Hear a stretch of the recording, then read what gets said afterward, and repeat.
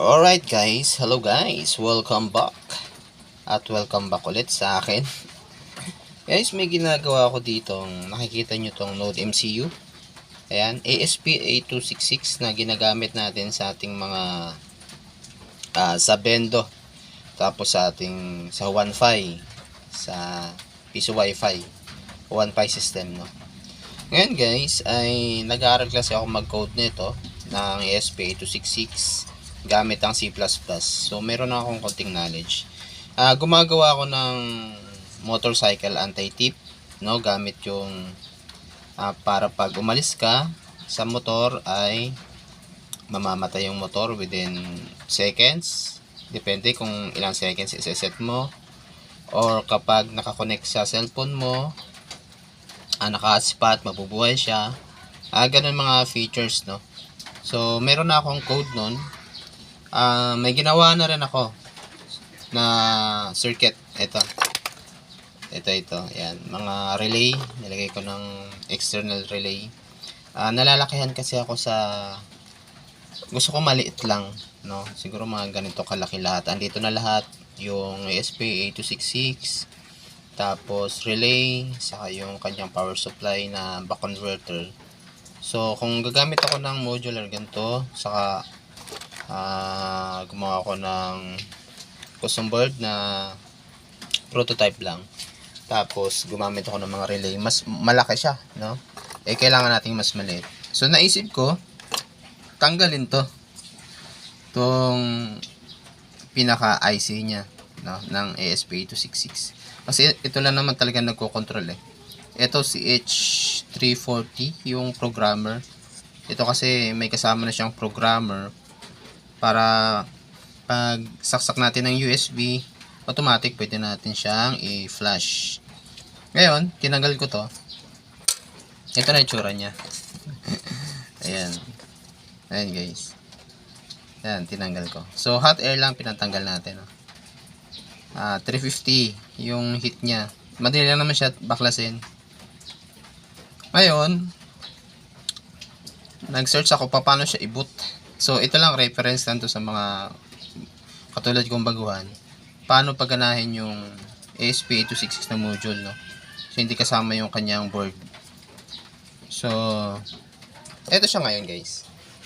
Ayan na siya gumagana. Ito na yung laman ng ng MCU. Yan na yun, guys. So, pinower ko lang siya ng aking external laglag na yung 3.3 volts external power supply. So, paano ba ito ipa-power, guys? Hindi lang kasi dapat unang power ko dyan hindi nag-boot kasi ang nilagay ko VCC saka ground lang. So, kung titingnan mo yung diagram nito, meron ako ditong diagram. So, kumbaga itong mula dito sa left side, 1, 2, 3, 4, 5, 6, 8. So, 8 pins. Kumbaga ito 8 pins, tapos 8 pins din dito. Kung makikita nyo rito yung 9, 10, 11, 12, 13, 14. Ito yun sa baba. Yan. Ito yung sa baba. So, hindi natin siya ginagamit, no. Ginagamit lang natin to sa pag-transfer ng mga data. Ngayon, ito lang gagamitin natin yung 1 to 8, saka 22 to 16, 15. Itong 8, ito yung BCC, saka 15 is ground. So, titingnan natin. Ito yung BCC, ito yung ground. Ito yung ground yan. Ginawa ko, yan lang nilagay ko, no. Hindi siya nag-boot up. Ngayon, nag-search ako, dapat ganito ang sequence. Dapat yung BCC, 3.3 volts, ground. Yung enable select, dapat naka 3.3 volts. Tapos yung RST, yung enable is number 3 siya dito. Tapos RST is number 1. So ito yan. Ito yung enable, ito yung RST. So tapos atong GPIO 0, 3.3 volts din, dapat naka 3.3 volts siya.